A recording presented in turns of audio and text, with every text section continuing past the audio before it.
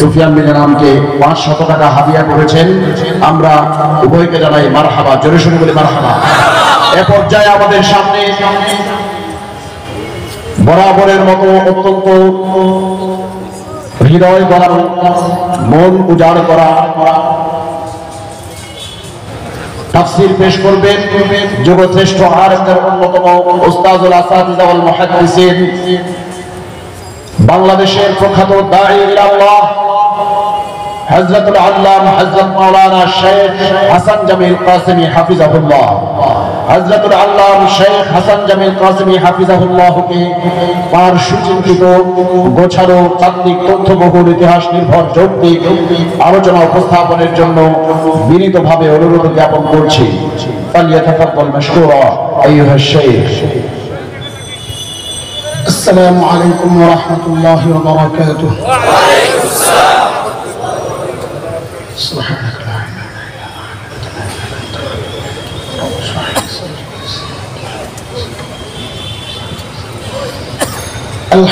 ইল্লা আনতা। আলহামদুলিল্লাহ নাহমাদুহু ওয়া নাস্তাঈনুহু ওয়া নাস্তাগফিরুহু ونؤمن به ونتوكل عليه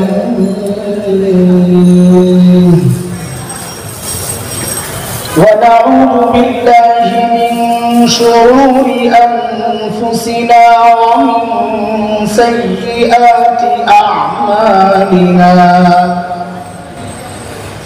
من يهده الله فلا مضل له ومن يضلله فلا هادي له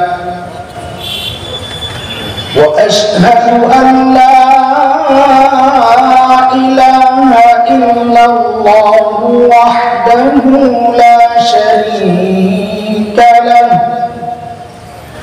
وأشهد أن سيدنا وسندنا وحبيبنا ومولانا محمدا عبده ورسوله. اللهم صل على محمد وعلى آل محمد كما صليت على إبراهيم وعلى آل إبراهيم إنك حميد مجيد. اللهم بارك على محمد وعلى آل محمد كما باركت على إبراهيم وعلى آل إبراهيم إنك حميد مجيد. أما بعد فأعوذ بالله من الشيطان الرجيم. بسم الله الرحمن الرحيم.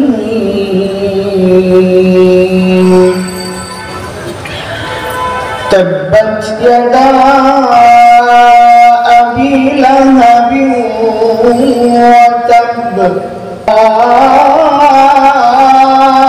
أغنى عنه ماله وما كسب سيصلى نارا ذات لهب وامرأته حمالة الحطب في جيدها حبل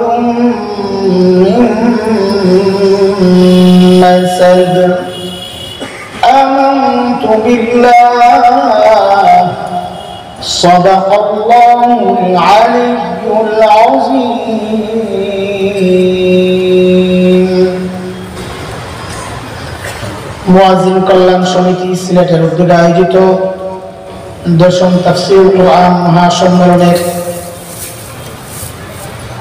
চলতি অধিবেশনের সম্মানিত সভাপতি হাজরাতুল উলামায়ে কেরাম, অতিথিবৃন্দ,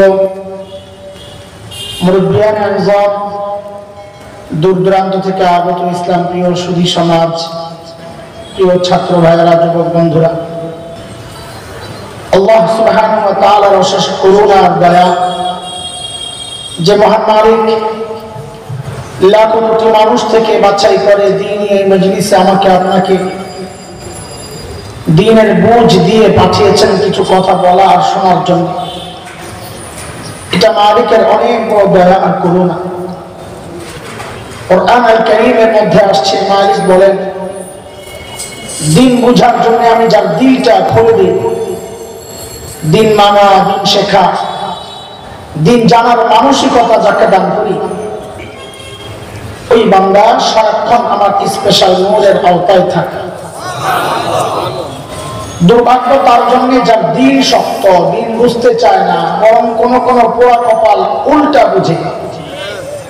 আল্লাহ বলেন এরা স্পষ্ট গোমরাহিতে নিমজ্জিত।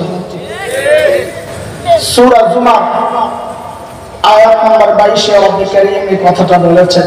মালিক বলেন, أفمن شرح الله صدره للإسلام فهو على نور من ربه فويل للقاسية قلوبهم من ذكر الله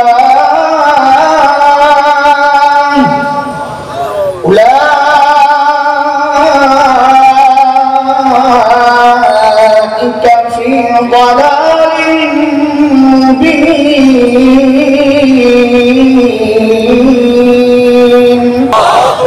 এই আয়াতের মধ্যে রব্বুল কারীম এই কথাগুলো বলেছেন। মুহতারাম হাজরিন, যে মহান মালিক এই নিয়ামতে আমাদেরকে ধন্য করলেন, ওই মালিকের শুকরিয়া আদায় করি, জবান খুলি, প্রাণ খুলি, কালিমাতুশ শুকর উচ্চারণ করি, আলহামদুলিল্লাহ।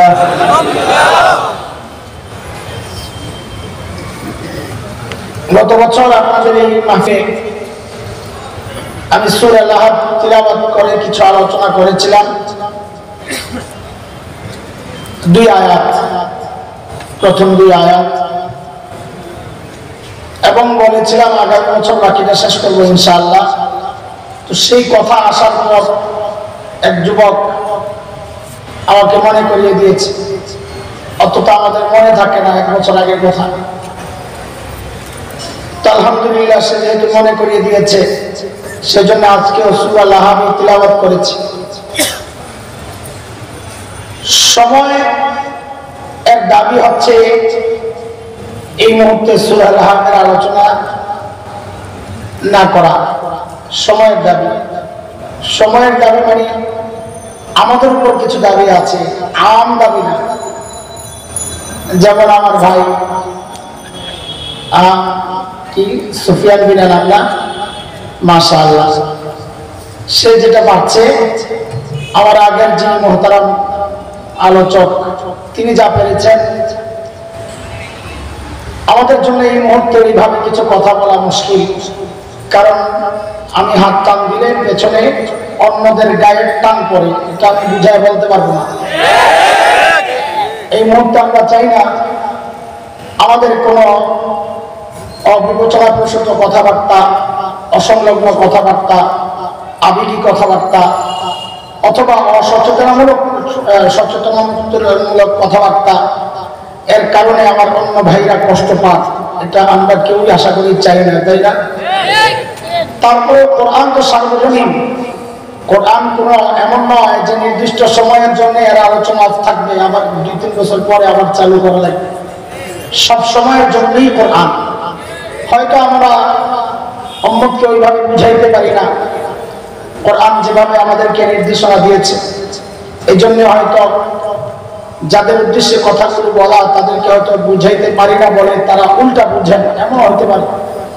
আল্লাহ তাআলা সকলের দিলকে খুলে দেন যেন আমাদের কথাগুলো তারা বুঝতে পারে। আমি বলি না, বলতে চাই না, তারপরেও মাঝে মাঝে আইসা যায়, অভ্যাসটা হঠাৎ করে চেঞ্জ করা যায় না। তো বলি যে আমাদেরকে ভুল বুঝার কোনো কারণ নাই। উম্মতের আলেমরা উম্মতের সবচেয়ে বেশি দরদি, এবং যার মধ্যে ইমানি চেতনা যত বেশি তার মধ্যে দেশপ্রেমও তত বেশি। ইমানদার থাকবে তো দেশের স্বাধীনতা থাকবে, ইমানদার থাকবে না এই দেশ আর দেশ থাকবে না। মানচিত্র শেষ হবে, পতাকা শেষ হবে, কথা বলেন। কারণ এই মানচিত্র মুসলমানদের জন্য এই আওয়াজ এমনি আসে নাই। বলেছে ওই গজলের গানের মধ্যে, আমার আকাবি আসলাফের রক্তের পিচ্ছিল রাস্তায় এই স্বাধীনতা এসেছে। একজন দুইজন নয়, হাজারো আলেম এই দেশের স্বাধীনতার জন্য, মুক্তির জন্য, ব্রিটিশদের ওই জুলুম থেকে এই দেশের মানুষকে, এই দেশকে মুক্ত করার জন্য হাজারো লাখো আলেম রক্ত দিয়েছেন, জীবন দিয়েছেন। তাদের ওই রক্ত আর জীবনের বিনিময়ে আজকে আমরা স্বাধীনতা ভোগ করছি, কথা বলেন ঠিক না? এটাকে অস্বীকার করার কোন সুযোগ নাই। যে করবে সে আস্থা একটা বেঈমান। আলেমদের অবদানকে যারা অস্বীকার করবে তারা বেঈমান, গাদ্দার। যাই হোক, আমাদেরকে ভুল বোঝার কোনো কারণ নাই। না আমরা বিশৃঙ্খলা সৃষ্টি করতে চাই, না কাউকে উস্কানি দিতে চাই। এখন সমস্যা হলো, আমার ঘরে কেউ আগুন লাগাইছে, ওই আগুন নিবানোর জন্য মাঝে মধ্যে লাঠি দিয়েও বাড়ি দিতে হয়, হাতে যেটা থাকে ওটা দিয়েই বাড়ি দিতে হয়। এখন যে বাড়ি দেয় তার দোষ, আগুন যে লাগায় তার কোনো দোষ নেই। আহত হয়ে গেছে এমন। আমরা তো বিশেষ করে, আমি আমার নিজের কথা বলি, আমি তো কোনো রাজনীতি করি না যে ক্ষমতায় যাওয়ার আমার কোনো লিপ্সা আছে, কোনো উচ্চাবিলাস আছে। আমি তো রাজনীতি করি না, কাজেই কাউকে ক্ষমতা থেকে নামানো অথবা ওঠানোর কোনো ফিকিরের ধান্দা আমার নাই। আমি আমার নবীকে ভালোবাসি, আমার দ্বীনকে ভালোবাসি। আমার নবীকে নিয়ে কোনো কুলাঙ্গার কথা বললে আমি চুপ থাকতে পারি না, এটা আমার চাপ। আল্লাহ চুপ থাকেন না, সূরা আল-আহকাফ নাযিল করছেন না? আল্লাহ চুপ ছিলেন? সব জায়গায় চুপ থাকা চলে না। নবী আলাইহিস সালাম গত বছর ইতিহাস কিছু বলেছি, যেহেতু শুরু করেছি একটু মনে করে আমি। সব বিষয়ে আল্লাহ তাআলা যারা শিরক করে, আল্লাহ তাদেরকে সাথে সাথে তাদের বিরুদ্ধে অ্যাকশনে যাবেন, তাহলে দুনিয়ার কোনো মুশরিক বাঁচত না। কিন্তু কিছু বিষয় আছে স্পর্শকাতর, আল্লাহ সহ্য করেন নাই, সাথে সাথে অ্যাকশনে দিয়েছেন। নবী আলাইহিস সালামের প্রতিও নির্দেশ ওইটাই ছিল। মক্কা বিজয়ের সময় নবী মক্কায় ঢুকছে, সূরা ফাতহ তিলাওয়াত করতেছে, নিচের দিকে তাকায় তাকায় কাঁদতেছে, শুকরিয়ার কান্না। আর বলতেছিলেন, লা তাসরিবা আলাইকুমুল ইয়াউম, আজকে সবাই স্বাধীন, কোনো প্রতিশোধ নাই। মান দাখালাল মসজিদাল হারাম ফাহুয়া আমিন, মসজিদে হারামে যারা ঢুকবে তারা নিরাপদ। মান আগলাকা বাবাহু ফাহুয়া আমিন, নিজের ঘরে বন্ধ করে যারা ভিতরে আশ্রয় নেবে তারাও নিরাপদ।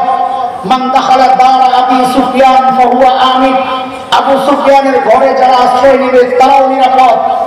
কিন্তু আল্লাহ তো আগে জানায় রাখছেন, নবী সবাই আবার ছাড় দিয়ে না, যেগুলা মালাউন এগুলাকে ছাড়া যাবে না। আর মালাউন মানে আবার হিন্দু মনে করেন না, আমাদের একটা খারাপ চিন্তা আছে, মালাউন বলতে আমরা হিন্দু মনে করি।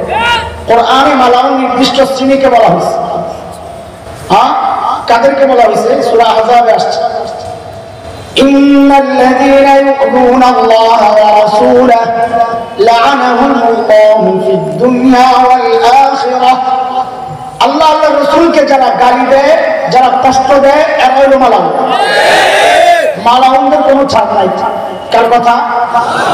আল্লাহর কথা। মালউনিনা আইনামা তুকিফু উখিযু ওয়া কুতিলু তাকতীলা, যেখানে পাইবেন ধরবেন, শেষ করবেন। বলে এই সিস্টেম তো আগে ছিল, এখন নাই।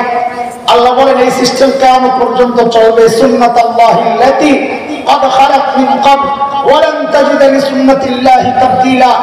আল্লাহর এই সিস্টেম পরিবর্তন হবে না, যা ছিল তাই, আগে যা ছিল এখনো তাই, কিয়ামত পর্যন্ত তাই চলবে। ওই কথাই আমরা বলি। আমাদের একটাই কথা, আমরা তো আবারও বলি, কাউকে ক্ষমতার নামানোর আন্দোলন করি না।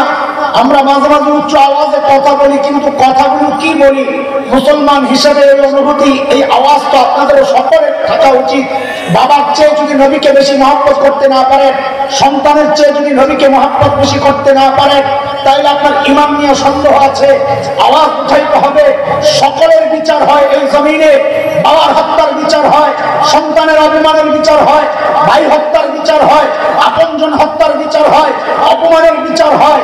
ঈমানদার হিসাবে আমরাও দাবি করতে পারি, সব বরদাস্ত করতে পারি, নবীর বেইজ্জতি বরদাস্ত হয় না। কাজে আল্লাহর নবীকে যেই কুলাঙ্গাররা গালি দিবে, নবীর হকের নবুয়তের মুকুট নিয়ে যে কুলাঙ্গার কাদিয়ানীরা টানাটানি করবে, এদেরকে এই জমিনে মৃত্যুদণ্ড দিতে হবে।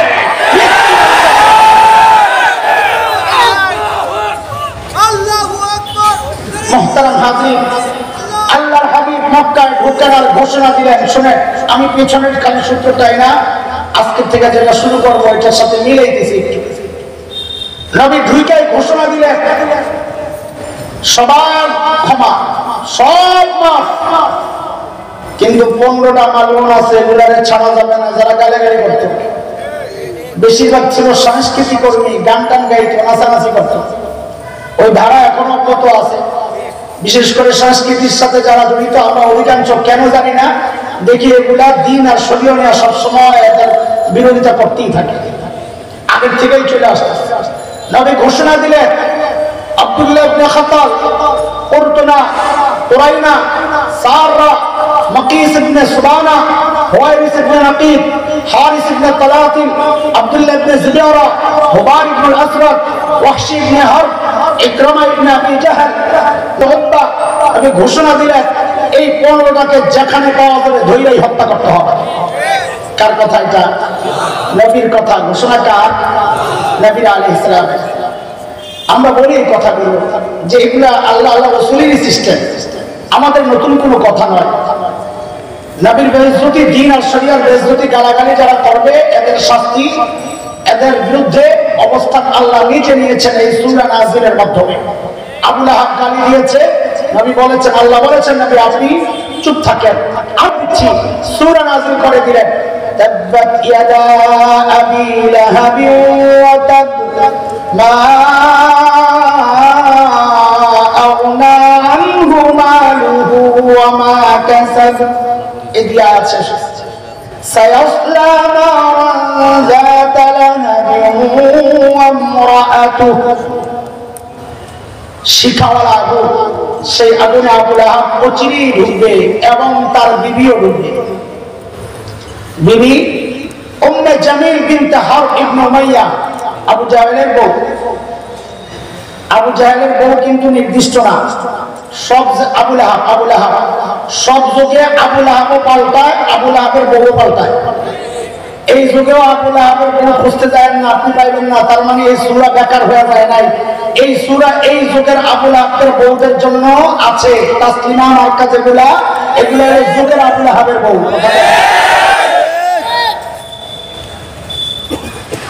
আবু লাহাবের বউ যখন শুনছে এর বিরুদ্ধে সূরা নাজিল হয়েছে, বেরিয়ে এমনি ছিল খুব রাগী, বদমেজাজ, কর্কশ। পাথর একটা নিচে নবীকে মারবে। কাজে দ্বীনের কথা বললে যে পাথরের আঘাত আসে, এই ধারা আগের থেকে চালু আছে। সিদ্ধান্ত তোমার, তুমি কি পাথর মারনেওয়ালা হবা না পাথর আক্রান্ত হবে যারা তাদের দলে থাকবা, সিদ্ধান্ত তোমার। দ্বীনের কথা শুনলেই যারা উদ্যত হয় মারতে, সেই স্লোগানের নেতৃত্বে আছে আবু লাহাব।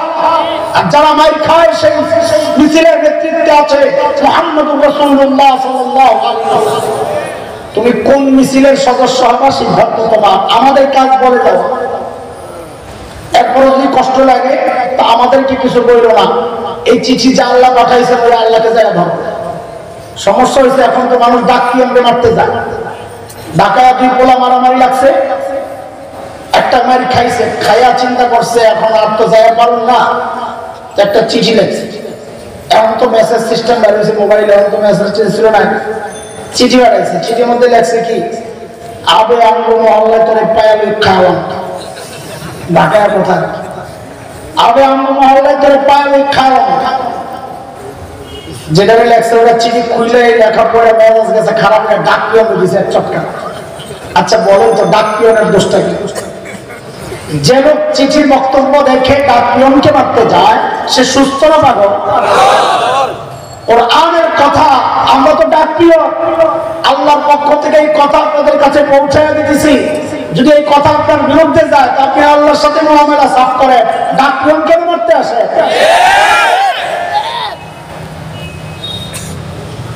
উম্মে জামিল পাথর নিয়ে দৌড়েছে কাবার দিকে। নবী আলাইহিস সালাম কাবার পাশে বসে বসে তিলাওয়াত করতেছে। আবু বকর দেখছেন উম্মে জামিল আসতেছে, নমুনা ভালো না। সাইয়েদনা আবু বকর পাহারা দিয়ে দিয়ে কত মাইল যে খাইছে নিজে। আল্লাহর হাবিবের কানে কানে যায় বলতেছেন, ইয়া রাসূলুল্লাহ, উম্মে জামিল আসতেছে, নমুনা ভালো না। নবী বলেন কি, আবু বকর আসতে দেন, আসতে দেন, ওরে আসতে দেন। কেন? কোয়াইশ আমাকে খুঁজেই পাবে না, দেখবি না। কারণ এটা নবী আলাইহিস সালামের মুজিজা, আল্লাহ আগে জানায় রাখছেন। فإذا قرأت القرآن جعلنا بينك وبين الذين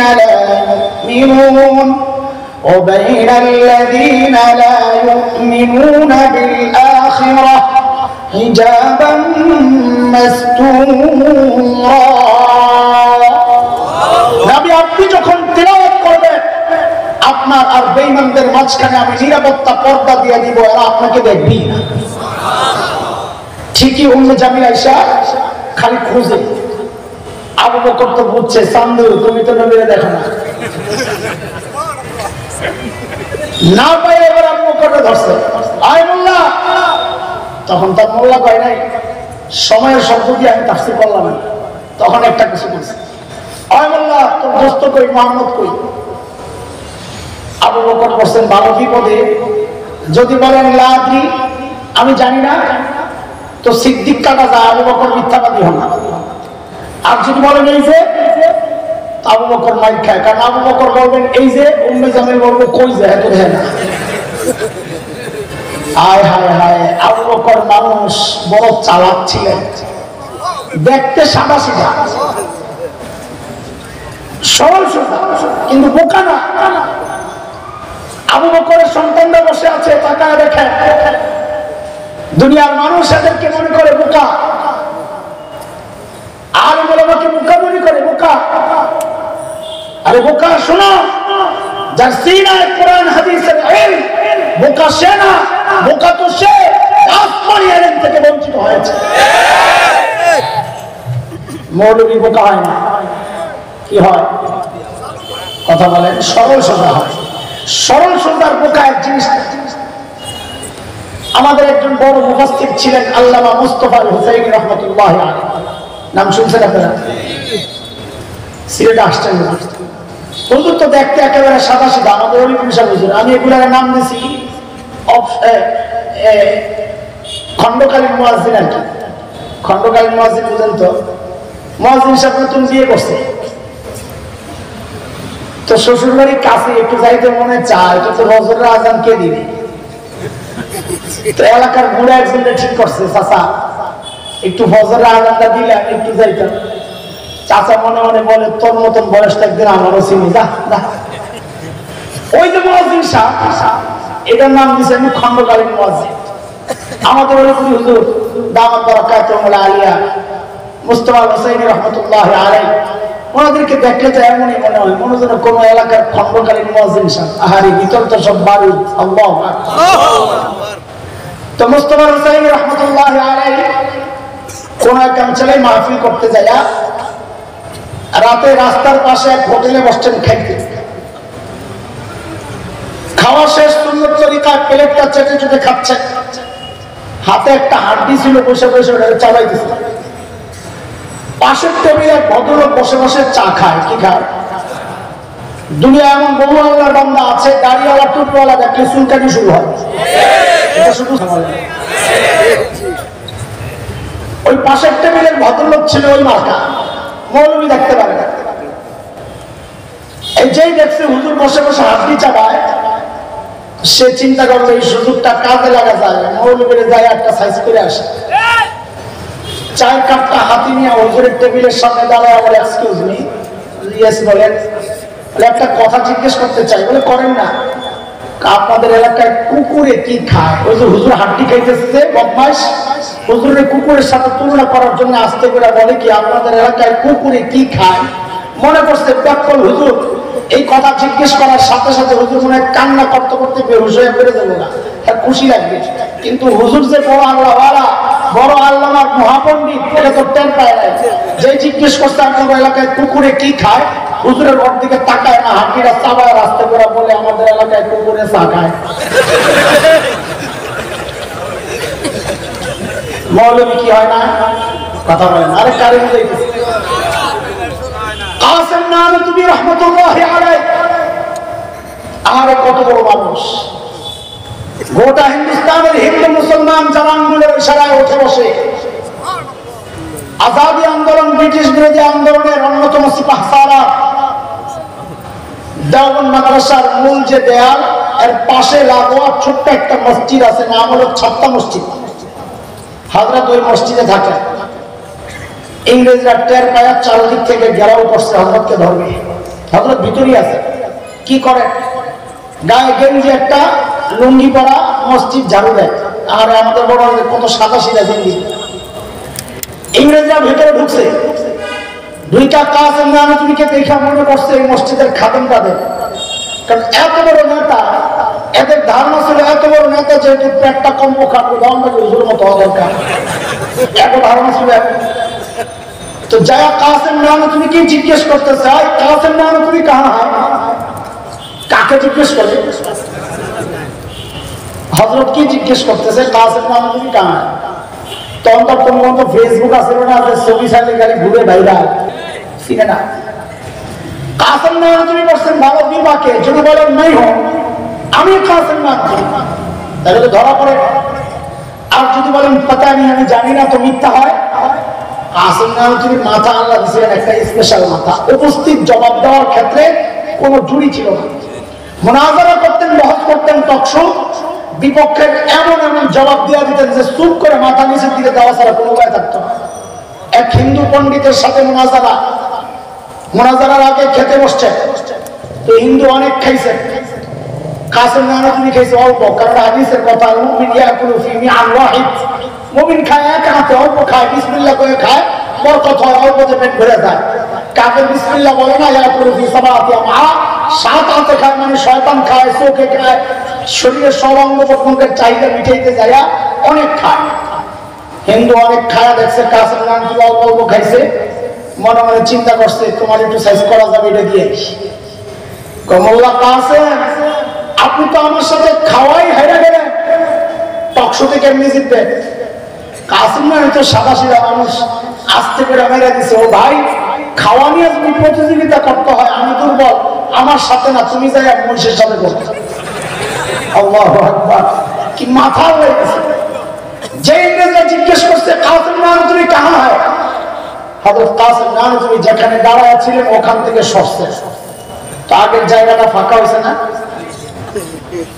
এমন একটা ভাব নিয়েছেন যে বুঝতে একটু দেরি হয়েছে। হ্যাঁ কে বাত? কাসেম নানতুবি। ও আচ্ছা, ও তো আমি হাতে একটু দেখানি ছিল, কথা তো মিথ্যা না, একটু আগে দেখানি ছিল, এখন তো শরীর এই জায়গায় আসছে। আল্লাহ, ইংরেজরা মনে করছে একটু আগে এখানে ছিল, এখন বুঝি চলে গেছে। অম্মে জামিল যায় আবু বকরকে জিজ্ঞেস করতেছে, ওই মোল্লা তোমার দোস্ত কই? মুহাম্মদ কই? আবু বকর তো বলছেন ভালো বিপক্ষে, যদি বলেন এই যে তোমার খায়, আর যদি জানি না তো মিথ্যা হয়। আবু বকর এমন একটা ভাব রয়েছে যে জানি না কিচ্ছু, ওই কি খুঁজে দেখো না, কি বলে কথা বলে, খুঁজে দেখো না তুমি এটা সত্য না মিথ্যা? মাদ্রাসা খোলাবেন কও না, আমরের সিগা না, আমরের সিগার মধ্যে সত্য মিথ্যা আছে কি নিয়ে আজুল্লাহ ইসাইয়া, তুমি খুঁজে দেখো। ভাব নিছেন আমি কি জানি, তুমি খুঁজে দেখো, মানে আমি জানি না, ওটা বলে নাই, এটা কৌশল। আবু বকর কি ছিলেন না মানুষ, বোকা ছিলেন না? হিজরতের সময় নবী আর আবু বকর মদিনার পথে, কাফেররা খুঁজতেছে ধর্মীকে 100 পুরস্কার, খবর ছড়ায় গেছে বহুদূর, এমন জায়গায় খবর পড়ছে যারা নবীও চিনে না, আবু বকরও চিনে না, তাও খুঁজতেছে, নদী লেগে যায়। বহুদূরে এক জায়গায় যায় নবী আর আবু বকরকে পায়া বসছে এক কাফেলা, কিন্তু চিনে না। আবু বকর সামনে, নবী পেছনে। আবু বকরকে ধরছে, মাম্মা ওই তোমার সাথে এই লোককে। এখন আবু বকর যদি বলেন লা আরিফ, আমি চিনি না, তা আবু বকরের সিদ্দিক কাটা যায়, মিথ্যাবাদী হবে। আর যদি বলেন আমার নবী, তো নবী শেষ ধরা পড়ে। আবু বকর মানুষ বড় চালাক, আস্তে করে জবাব দেন হাযার রাজুল ইয়াহদিনি, এই লোকটা আমার রাস্তা দেখায়। আল্লাহ তো বলছেন না বুঝাইবেন, বুঝাই। পাবলিক মনে করছে আবু বকর রাস্তা চিনে না, নবী পেছন থেকে খালি গাইড করে ডানে ডানে সোজা, ডানে ডানে সোজা। কিন্তু আবু বকরের নিয়ত তো এটা ছিল না। আবু বকরের নিয়ত ছিল ভিন্ন কিছু। হাযার রাজুল ইয়াহদিনি ইলাল জান্নাহ, এই লোকটা আমার জান্নাতের রাস্তা দেখায়। উম্মে জামিল যখন এসে বলল ওই আবু বকর মোল্লা, তো দোস্ত কই? সাইয়েদনা আবু বকর আস্তে করে কি বললেন? খুঁজে দেখো। উম্মে জামিল গালাগালি করতে করতে চলে গেছে। তাব্বাত ইয়াদা আবি লাহাব ওয়া তাব, মা আগনা আনহু মালুহু ওয়া মা কাসাব, সায়াসলা নারান যাতা লাহাব ওয়া ইমরাআতুহু। এরে বন্ধুরা, একটু খেয়াল করে শুনেন, এখানে অপরাধের বিরুদ্ধে আল্লাহর অ্যাকশন, ডাইরেক্ট অ্যাকশন। কিন্তু আবু লাহাবের সাথে আরো বড় অপরাধী ছিল উতবা, সাইবা, উমাইয়া ইবনে খালদ, আবু জাহেল। আল্লাহ তাআলা তাদের কথা বলেন নাই, তার চেয়ে তুলনামূলক ছোট অপরাধী আবু লাহাবের বউয়ের কথা কেন বললেন? প্রশ্ন আসে, করে বলেন।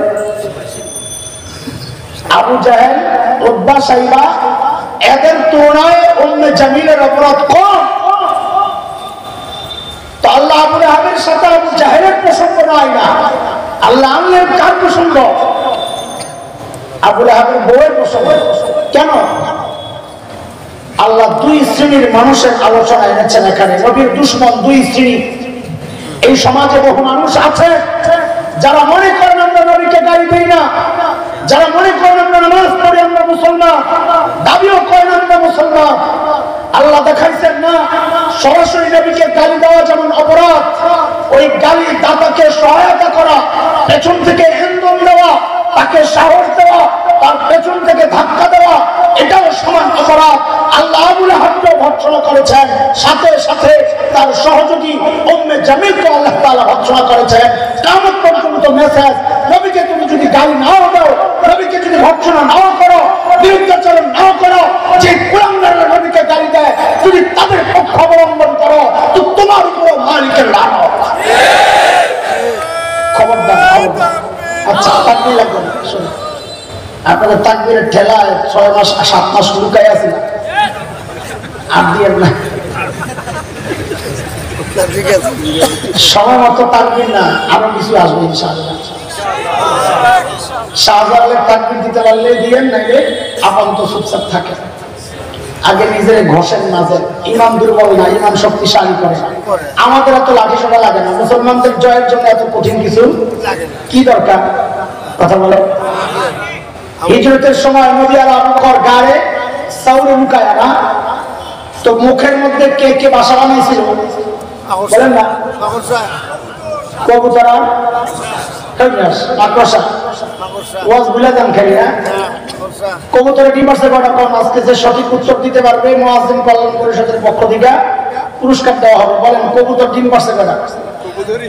দুইটা, পাঁচটা? কথা বলেন। মুহাদ্দিসরা বলেছেন কবুতরের গল্পটা পুরাই জাল, বানোয়াট, মিথ্যা কথা। তবে মাকড়সার জালের ব্যাপারটা আছে অনেক দুর্বল, একেবারে দুর্বল। তারপরে একটু বলি একটা প্রসঙ্গ করার জন্য, যেন হিম্মত না হারানো, ওই জন্য বলতেছি। আল্লাহ তাআলা যদি চাইতেন, যুবক খেয়াল করা সূক্ষ্ম কথা, আল্লাহ তাআলা যদি চাইতেন গুহার মুখটাকে পাথর দিয়ে প্যাকেট করে গুহার ভেতরটাকে জান্নাতের টুকরা বানায় দিতে পারতেন কি পারতেন? তা না করে আল্লাহ মাকড়সার জাল দিয়ে প্যাকেট করলেন। কেন? মাকড়সার জাল অনেক শক্তিশালী না দুর্বল? কত দুর্বল কোরআনের কথা। وَإِنَّ أَهْوَنَ الْبُيُوتِ لَبَيْتُ الْعَنكَبُوتِ জগতের সবচাইতে দুর্বল ঘরের নাম হচ্ছে মাদ্রাসার ঘর। এই পাতলা হালকা ঘর দিয়ে আল্লাহ নবী আর আবু বকরের নিরাপত্তা কেন দিলেন? আল্লাহ জগৎবাসীকে দেখায় দিয়েছেন, রে আমার বান্দা দেখ, আমি যদি আমার দিন বাঁচাতে চাই তো আমার পারমাণবিক অস্ত্র লাগে না, ট্যাঙ্ক কামান লাগে না, যুদ্ধ বিমান লাগে না, লাখো সৈন্যের দরকার হয় না। আমি আমার দিন বাঁচাইতে চাইলে মাত্র শব্দই বাঁচাই দিতে পারি। কিন্তু শর্ত আছে, শর্ত হলো ঈমান লাগবে। আবু বকরের ঈমান কি লাগবে? আবু বকর ওরা ঈমান যা তাকে পরাজিত করতে পারে এই শক্তি জগতে আসে নাই, আসবো না ইনশাআল্লাহ। শেখ ওমর মুখতার রহমাতুল্লাহি আলাইহি নাম শুনেছো? হ্যাঁ, পোড়া কপাল, কচু গাছে ভাসি দিয়া মত কি তাই দিছি মাছ। ওমর মুখতার ছিল শতাব্দীর অন্যতম শ্রেষ্ঠ বিপ্লবী। লিবিয়া ইটালিয়ানরা যখন লিবিয়া দখল নেয়, শেখ ওমর মুখতার প্রতিরোধ যুদ্ধ চালাইতেছিলেন। ভাঙ্গা রাইফেল, অল্প কয়েকজন সাথী, ইটালিয়ানরা সিদ্ধান্ত নিল বম্বিং করে গোটা এলাকা শেষ করে দিবে। একজন এসে কানে কানে বলল, হযরত এই এলাকায় থাকা যাবে না, আমাদের কাছে বিমান বিধ্বংসী অস্ত্র নাই, আমরা কিভাবে লড়াই করব? শেখ ওমর মুখতার পাল্টা প্রশ্ন করেছেন, এক আজীব ঈমানদীপ্ত জবাব। প্রশ্নটাই জবাব। শেখ ওমর মুখতার জিজ্ঞেস করেন, আচ্ছা ওদের বোমারু বিমানগুলো কি অনেক শক্তিশালী? তো বলে হ্যাঁ অনেক শক্তিশালী। তো বলে কত শক্তিশালী? বিমানগুলো আরশের উপরে দেওয়া যায় না নিচে দেওয়া যায়? কি বলেন আপনি? কোথায় আরশ, কোথায় সাত আসমান, কোথায় মহাশূন্য, এর কত নিচে দিয়ে বিমানগুলো যায়? তো শেখ ওমর মুখতার বলেন, ধুর তাইলে ডরাই এলাম কি? যদি আরশের উপর দিয়ে যেত তাহলে আমি ভয় পেতাম যে আমাকে রক্ষা করবেন, যে আরশের মালিক, বম যদি তার উপর একটা পড়ে তো আমারে কে বাঁচাবেন? আমার মালিক ঠিক আছে, তো আমার কোনো টেনশন নাই। দোস্ত, তিনি মূলত সূরা আত-তাওবার শেষ আয়াতের তরজমা শোনাইছেন, যে আয়াতের মাধ্যমে আল্লাহ সুবহানাহু ওয়া তাআলা প্রিয় হাবিবকে সান্ত্বনা দিয়েছেন, সাথে আমাদের সবাইকে। মালিক বলেন, فإن تولوا فقل حسبي الله لا إله إلا هو عليه توكلت وهو رب العرش العظيم।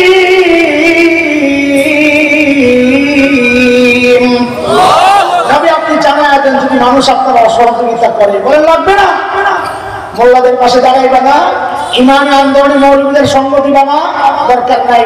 তুমি তোমার জীবন নিয়ে থাকো, মাল নিয়ে থাকো, পরিবার নিয়ে থাকো, আমাদের জন্য আল্লাহ যথেষ্ট।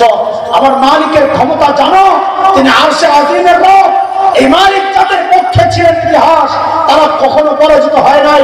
নমরুদের মালিক ছিল না, নমরুদ পরাজিত হয়েছে। খলিল ইব্রাহিমের মালিক ছিল, খলিল জিতে গেছেন। ফিরাউনের মালিক ছিল না, ফিরাউন পরাজিত হয়েছে। মূসা আলাইহিস সালামের মালিক ছিল, মূসা নবী জিতে গেছেন। বিলাল হাবশীর মালিক ছিল, বিলাল হাবশীরা জিতে গেছেন।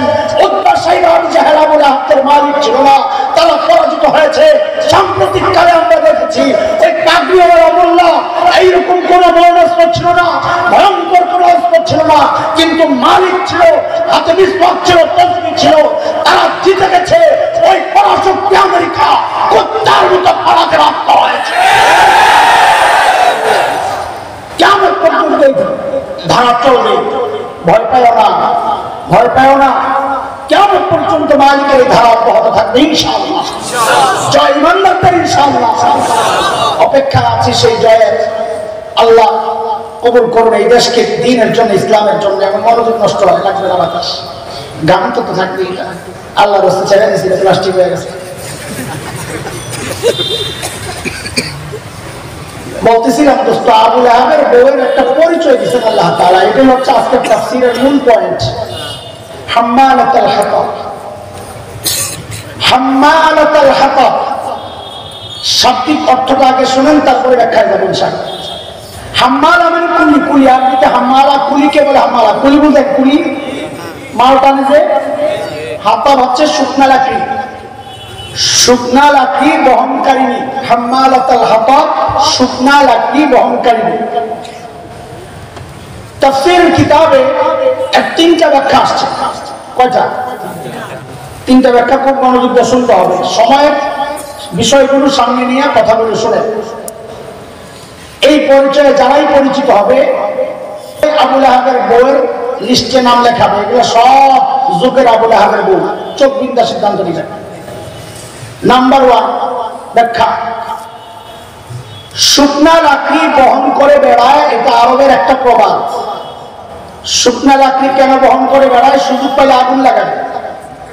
যে সমস্ত মানুষ কথা চালাচালি করে, মিথ্যা ছড়ায়, এদের সম্পর্কে এই বাক্য আরবরা ব্যবহার করত। আবু লাহাবের বউ ছিল এই চরিত্র।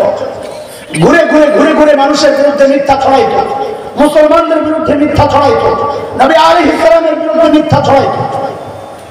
আজকের সময়ে আবু লাহাবের বউরা মারা যায় নাই।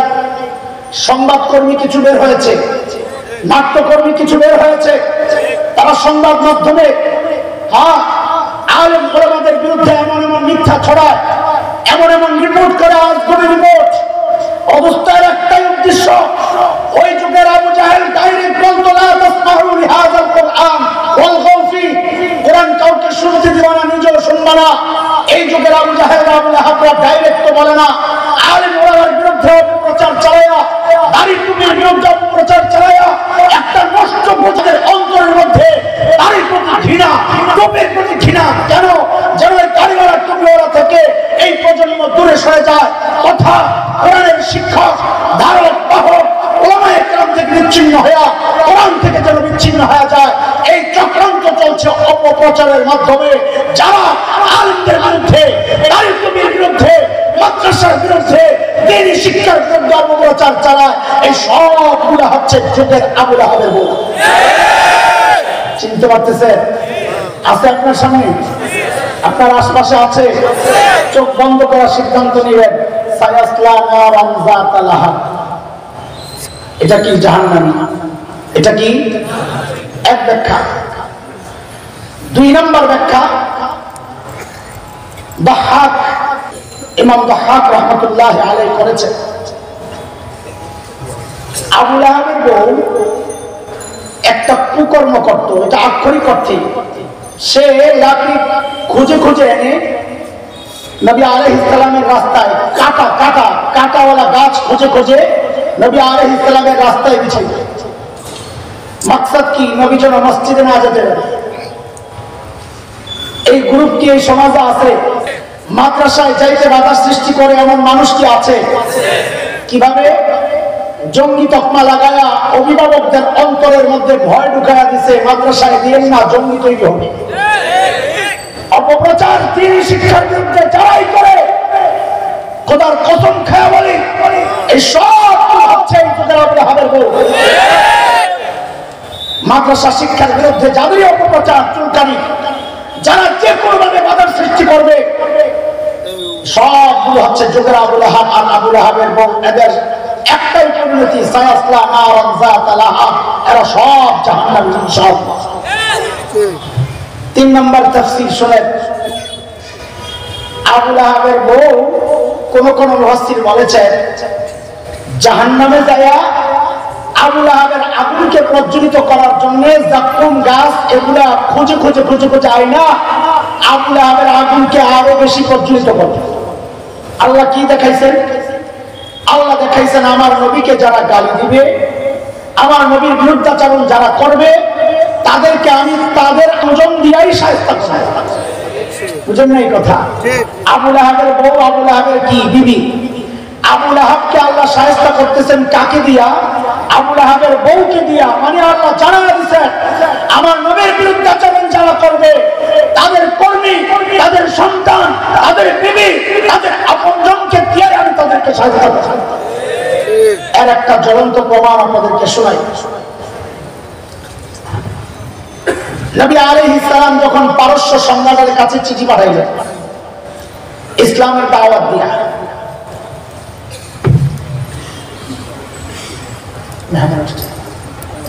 ও আচ্ছা, মাশাআল্লাহ, আলহামদুলিল্লাহ, দাড়ি সোদানে আছে, আল্লাহ মাশাআল্লাহ। আল্লাহ আলহামদুলিল্লাহ।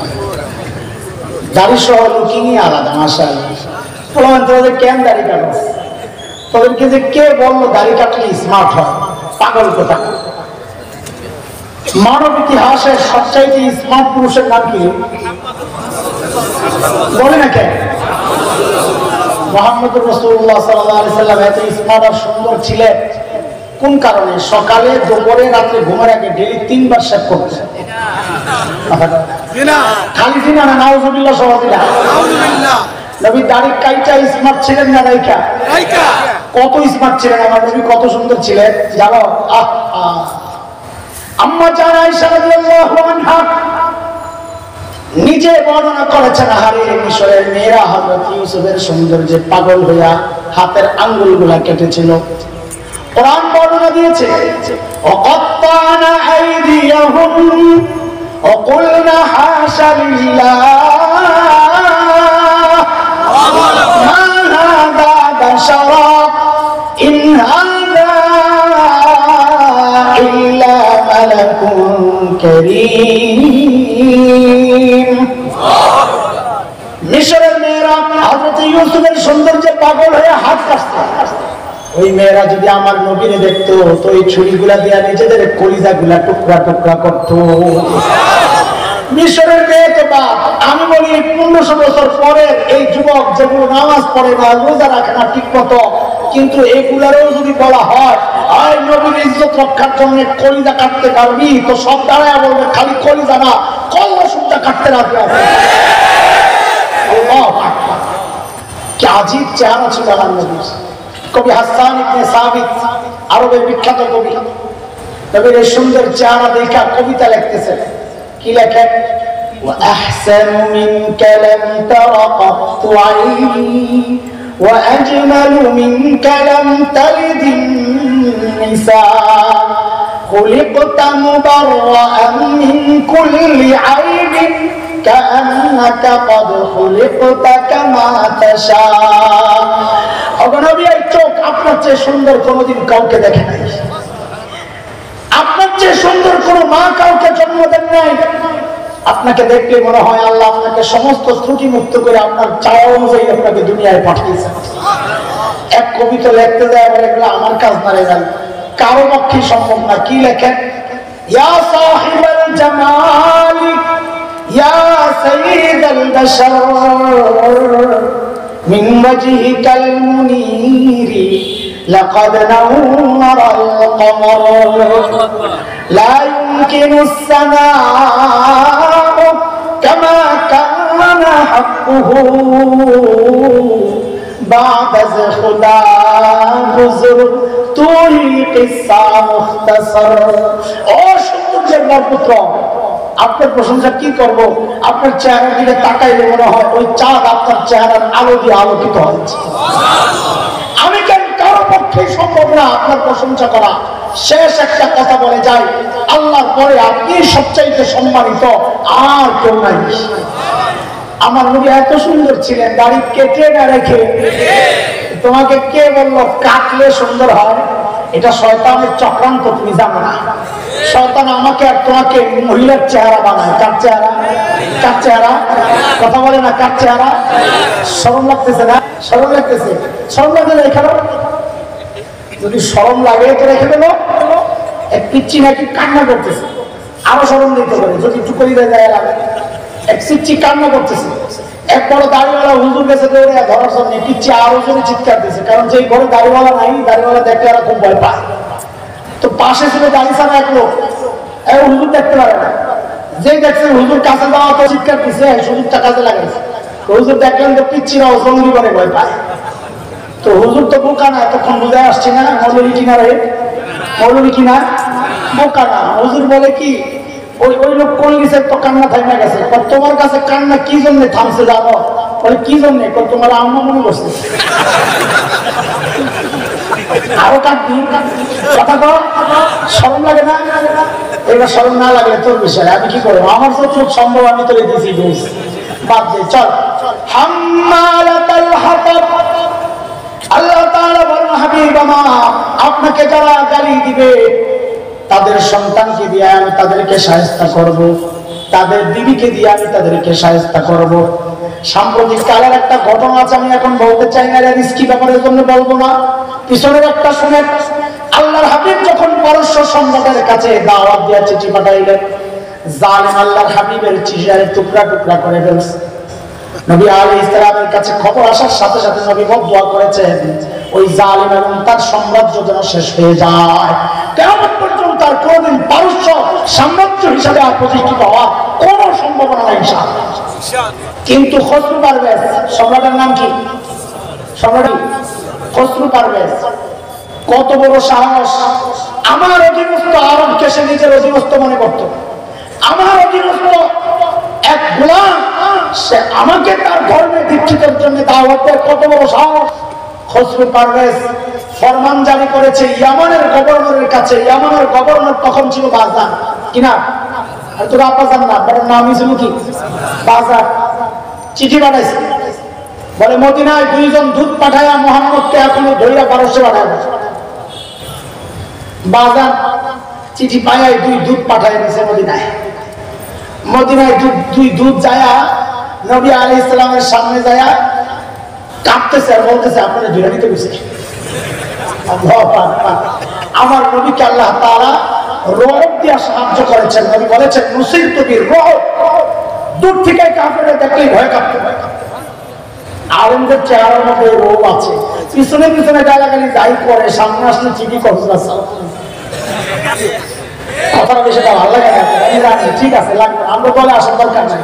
এখন আমার সাথে আমরা বলে পাইছি, আপনাকে লাগবো না। আলহামদুলিল্লাহ, আমার খুব খুশি লাগতেছে, এই জন্য এইভাবে বলতেছি। খসরু পারভেজ যখন বাজানকে চিঠি পাঠায়, বাজান লোক পাঠাইছে দূত, যায় আর কাঁপতেছে আর বলতেছে, আপনাকে ধরে নিতে বলছে। নবী আলাইহিস সালামের অবস্থা দেখে মুস্কি হাসি দিয়েছেন, বল ঠিক আছে, কালকে নিয়ে আজকে যাও। মদিনায় এদেরকে মেহমানদার সব করাইছে। সকালবেলা আসছে, আসার পরে বলে, তোমাদের ফরমান তো, সিদ্ধান্ত তো চেঞ্জ হয়ে গেছে, তোমরা চলে যাও। তো এরা তো চাইতেছে কোন রকম ছাড়া দিয়ে মাথায় আছে। নবী চাই বলছেন যে সিদ্ধান্ত পাল্টে গেছে, তোমরা চলে যাও। এরা খুশি খুশি চলে গেছে। যারা বাজানের কাছে বলতেছে, মুহাম্মদ তো বললো সিদ্ধান্ত পাল্টে গেছে। বাজান তো কোন সিদ্ধান্ত তো আমার কাছে আসে নাই, কিন্তু মুহাম্মদ তো মিথ্যা কথা বলার লোক না। তাদের কথোপকথন চলতেছে, দেখে পারস্যের দিক থেকে দূর থেকে ঘোড়া যে চলতেছে, ধুলা উঠতেছে। ঘোড়া যখন মরুভূমিতে চলে, অনেক দূর থেকে ধুলা উঠতে দেখা যায়। তো দেখতে ওদিকের থেকে ধুলা উঠতেছে, মনে হয় নতুন কোন ফরমান আসতেছে, দেখে অপেক্ষা করে। ঠিকই 2 জন দূত আসছে পারস্য থেকে, তারা নতুন খবর নিয়ে আসছে। খসরু পারভেজকে তার ছেলে শেরওয়া, কিনা শেরওয়া নিজের বাবাকে হত্যা করে সিংহাসনে অধিষ্ঠিত হয়ে নতুন ফরমান জারি করেছে যে আমার বাবার নেওয়া সমস্ত সিদ্ধান্তকে মুলতবি করা হলো। ওই যে মদিনার মুহাম্মদ, আরবের নবী মুহাম্মদকে ধরে আনার জন্য যে সিদ্ধান্ত গৃহীত হয়েছে, ওই সিদ্ধান্ত ক্রস করা হলো। যায়া এই খবর বাজানকে পৌঁছায় দাও। আল্লাহু আকবার।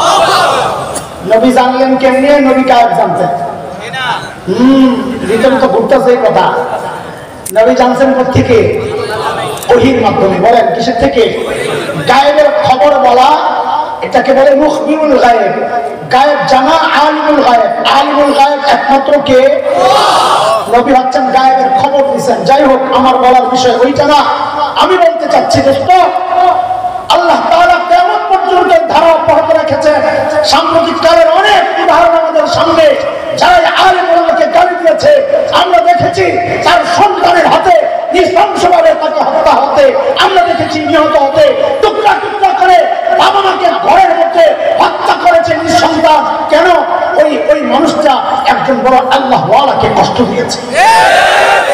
এই ধারা অব্যাহত থাকবে। সব জায়গায় আগুন নিয়ে খেলতে নাই, আগুন নিয়ে খেলতে নাই, সব জায়গায় হাত দিতে নাই।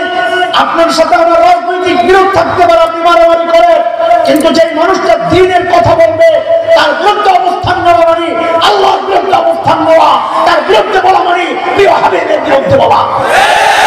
খবরদার, বড় স্পর্শকাতর বিষয়।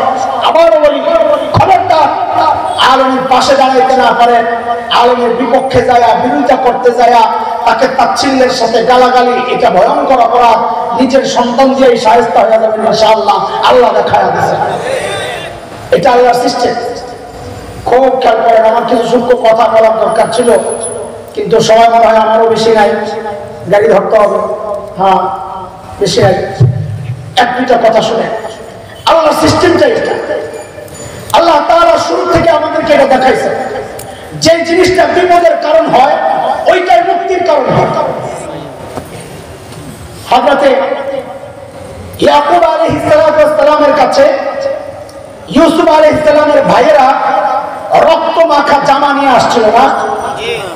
وجاءوا أباهم عشاء يبكون قالوا يا أبانا إنا ذهبنا نستبق وتركنا يوسف عند متاعنا فأكله الذئب وما أنت بمؤمن لنا ولو كنا صادقين وجاءوا على قميصه بدم كذب قال بل سولت لكم أنفسكم أمرا فصبر جميل والله المستعان على ما تصفون।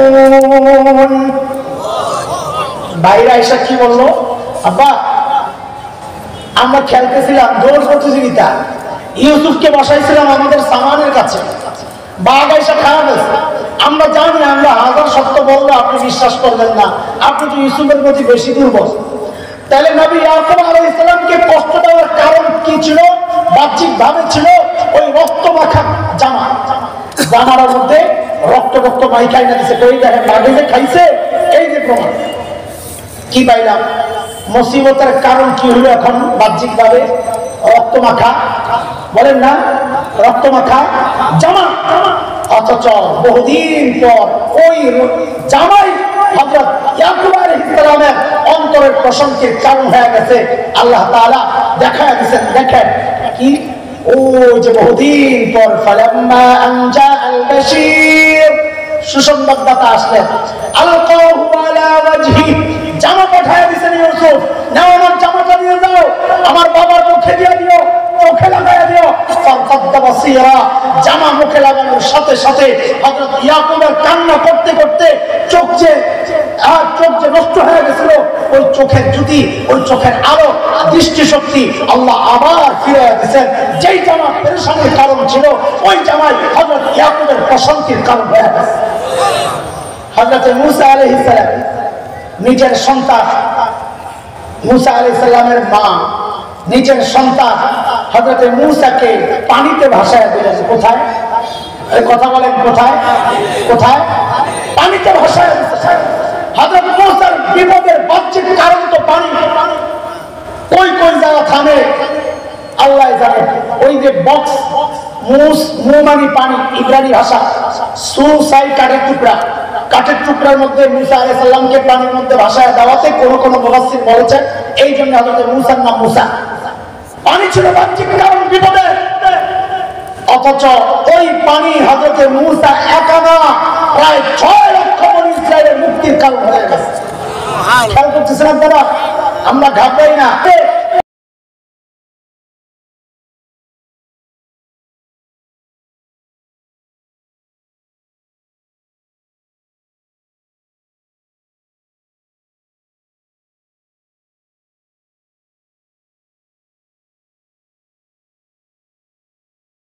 Oh